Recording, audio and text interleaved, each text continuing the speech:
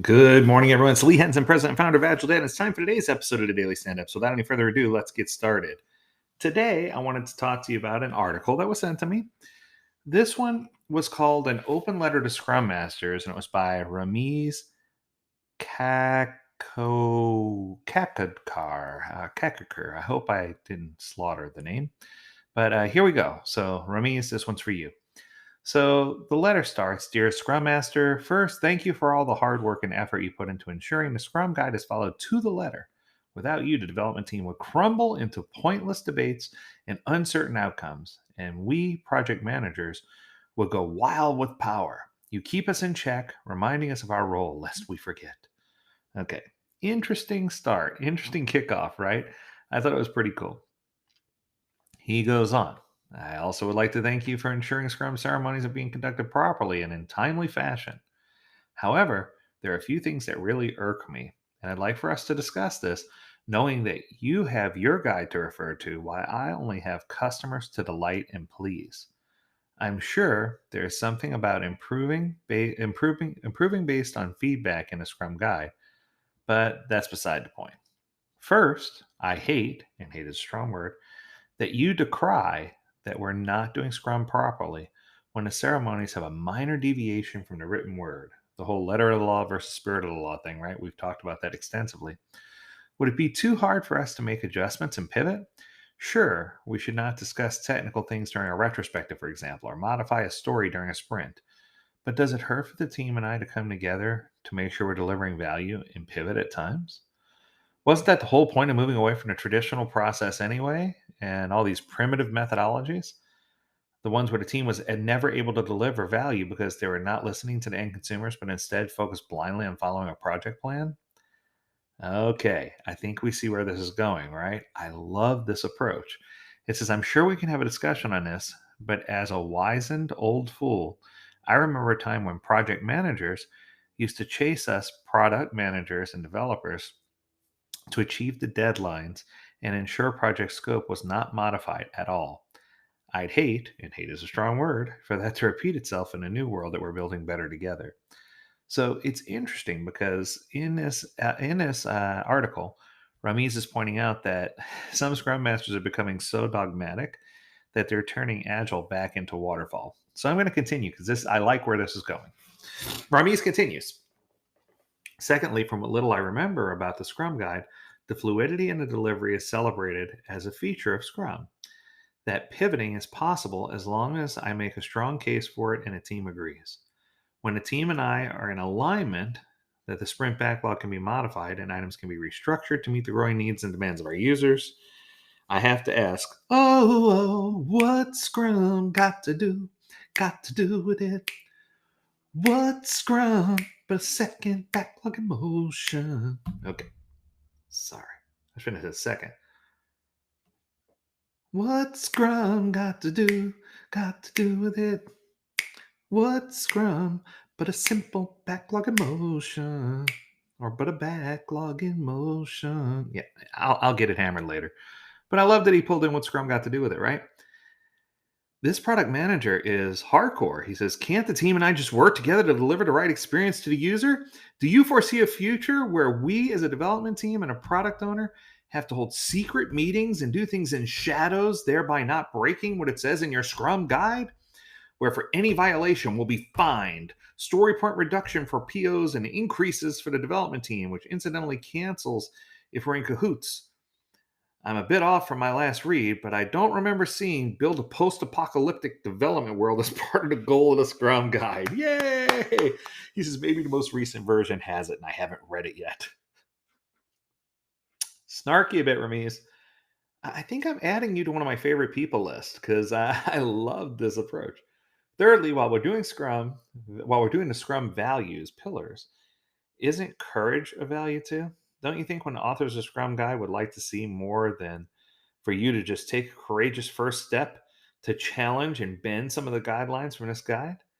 If what most of us are doing is inspecting and adapting, maybe you should try that sometime. Wow. I'd hate, and hate is a strong word, to take up much more of your time. I know there are sprint burn down charts you prepare and sprint planning sessions that you have to control. But I implore you to consider that at the end of the day, the Scrum Guide is just that, a guide. Thank you. Yours in alignment and in sprint, respectfully, the product manager. P.S. Some of the things I wrote above might be hurtful, and for that, I do apologize. To leave you on a happy note, I'd like to refer you to the Agile Manifesto, upon which the entire Scrum methodology and framework is based. There is something, this thing about people over process, which might help you find a good balance between the two. And there's another note, a sidebar. It says, Note, I'll iterate this letter to all those super strict Scrum Masters.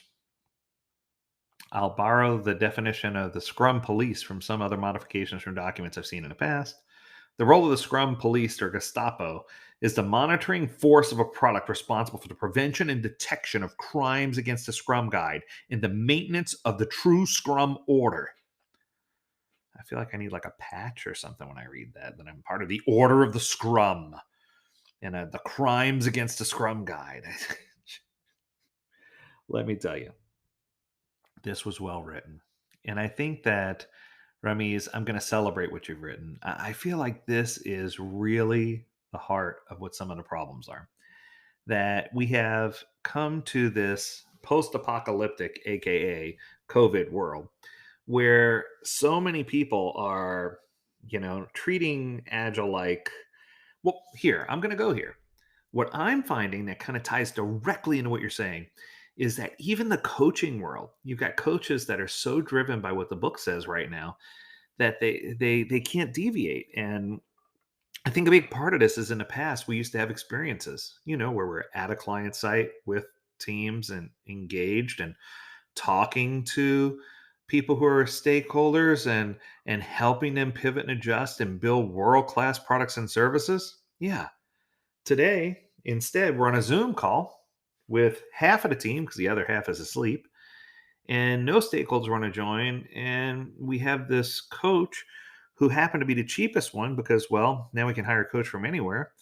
And this coach was very inexpensive, but this coach has their copy of the Scrum Guide in hand, and they're whipping the other hand, and they're determined to force us into a dogmatic approach to doing Agile.